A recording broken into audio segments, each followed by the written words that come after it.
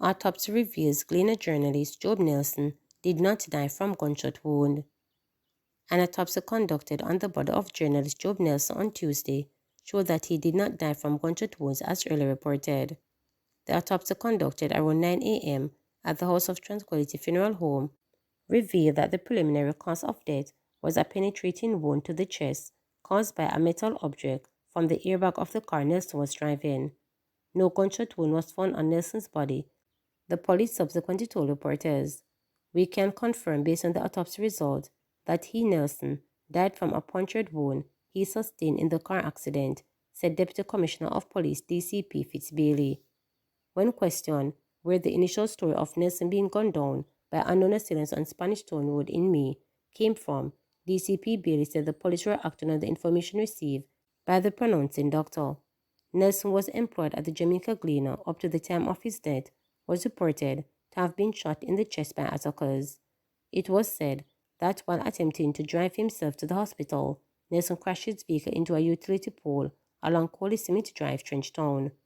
However, during the autopsy it was revealed that a metal projectile was extracted from the body, a wound to the left side of the chest. The projectile is not believed to be from a bullet and was the initial report by the doctor who pronounced Nelson dead at the Kingston Public Hospital.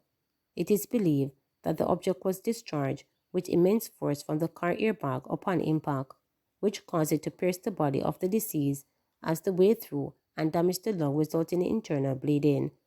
The pathologist indicated that the cause of death is pending lab results and further analysis of the projectile recovered from the body. Nelson's reported demise was met with condemnation from several government officials, including Prime Minister Andrew Holness and members of the opposition. 3 men shot, 2 fatally in Nannyville Gardens. 2 men reportedly shot and killed, and another man injured in Nannyville Gardens, St. Andrew on Monday night. The deceased have been identified as 34-year-old Demar Pink and 25-year-old Stephen Wallace of a Kingston 3 address. The Jamaica Constabulary Forces Communications Arm confirmed the incident, stating that it took place around 9:30 p.m. at a parking lot between Eastern Douglas Drive and Abuba Way. It is reported that residents heard explosions and called the police.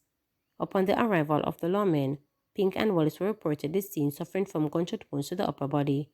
The men were assisted to hospital, where Pink and Wallace were pronounced dead. The third victim was admitted to hospital. I'm able to confirm that there was a shooting incident last night where 3 persons were shot, two died. Based on the information coming from the commanding officer for that particular area, it is part of a gang conflict that's happening among rival factions in the Nannyville area. So there was an incident last night where those persons were shot. The investigators are following some strong leads into the matter. They are looking at some possible persons of interest that they don't wish to name at this time, but just to say that they are pretty much confident that they are, advancing the investigation to the extent that they are able to have some idea and some information as to the cause for the shooting. Herbert Marson Technical VP passes away after battling cancer. The Herbert Marson Technical High School community has been plunged into mourning following the death of its lower school vice principal, Tammy Tyrrell Smith. Smith, who dedicated over 30 years of service to the St. James-based institution, lost her fight with cancer on Saturday night, one of her close friends told reporters. She reportedly died at the Corner Regional Hospital in Montego Bay, where she was hospitalized. Smith taught history and geography at Herbert Marson before she was promoted to senior post. Since the news of her death, former students and close friends have flocked the school's Facebook group to share their condolences, along with happy memories of the dedicated educator. T.T. Smith, who was an inspiring teacher whose passion for education and genuine care for her students left a lasting impact on everyone she taught, including me, wrote Vinton Horton. Real legends never die, they transition. Her legacy lives on through us who came in contact with her, because one thing for sure, she drove discipline in us, Jane Wolver commented. He added that she was a woman of standards and high value which she gave us. Miss Simmet, fly high until we meet again. Miss Simmet played a major role in shifting my life's trajectory. I will forever be grateful for her impact. R.I.P. stated Michelle Natou. No white elephant. Health Minister Dr. Christopher Tufton on Tuesday said that recruitment had begun to fill approximately 1,208 positions at a Western Children and Adolescent WCHA currently under construction in St. James. He vowed that the government will not allow it to become a white elephant as is being predicted by critics. We will not allow the Western Children and Adolescent Hospital to open as some would like it to be a white elephant. It is going to serve the purpose for the population because that is why it was built and that is what will happen. I want to reassure the public of that. We have a plan and we are working towards a plan, insisted Tufton. At the same time, Tufton said if necessary, the government would have to look at importing healthcare professionals to provide services to St. James, Trelawney, Hanover and Westmoreland, as well as St. Anne, Manchester and St. Elizabeth, the parishes that will provide the hospital's catchment population of approximately 908,928 people. We do intend, where necessary, to recruit from other countries because it is unlikely that we'll be able to satisfy the demands that are required with Jamaicans alone, given the migration of healthcare workers and the limitations with training, argued Tufton. Everybody knows that we have a critical shortage of critical care nurses. That is common knowledge. There is a problem in many of our institutions now, and on this list, there is a number of them that suggested 700. That immediately would raise particular interest by the team to ensure that we can fill the gap. That is why we have to look forward and see what is possible, and then, where it is not possible, we have to do otherwise, the health minister said in response to questions from reporters. He cited that recently implemented scholarship fund of $2.5 billion over 5 years, a collaboration with countries such as the Philippines, Nigeria, and Cuba, as an example of how the government has been trying to address the staff shortage. He said that in an effort to address the issue in time for the anticipated opening in a year's time, the ministry have embarked on the development of workforce plan followed by identifying the workforce. Since April 2024, 4 key positions have been filled for the WCHA. Among them are Deputy Chief Executive Officer Camille Lewin, Senior Medical Officer Carlin Grant Davis, Director of Nursing Alison Chambers, and Senior Public Procurement Officer Nicole Forbes. Others, such as a Senior Human Resource Officer, are expected to join the team in July.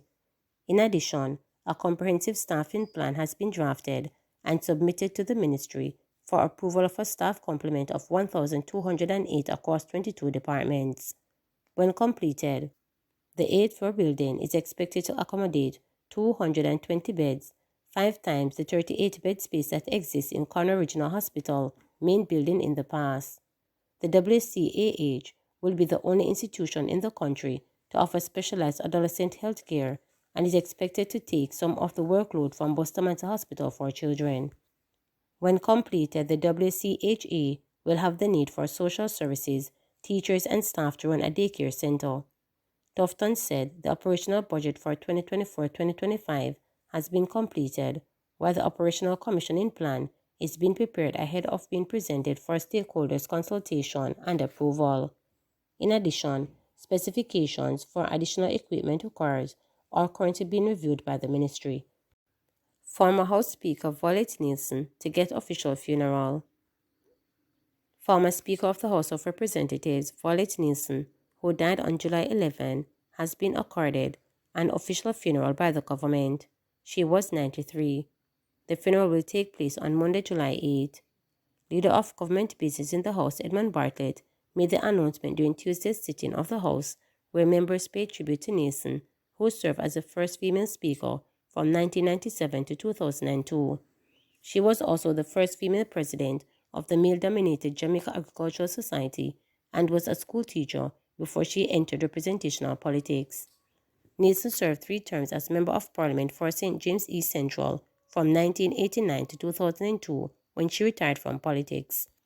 Nielsen had battled Alzheimer's disease in her advanced years.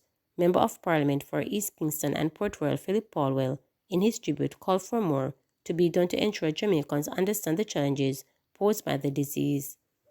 I want to bring to the attention of this House this issue of Alzheimer's and dementia because increasingly, worldwide, our elderly people who have served are coming down with the disease and it seems more frequent than before, Powell stated.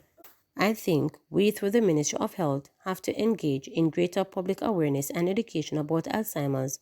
Our people do need to understand how to care for people with Alzheimer's and more importantly, to see how we can anticipate such a disease. So, as I'm told, there are things that can be done to prevent the worst effects of it, Powell added. An official funeral is accorded to members of the Cabinet, the President of the Senate, the Speaker of the House of Representatives, members of the Senate, and members of the House of Representatives, widows and widowers of national heroes, and such other people as may be determined by the Cabinet. Please remember to subscribe, like, share, and click the notification bell for daily updates.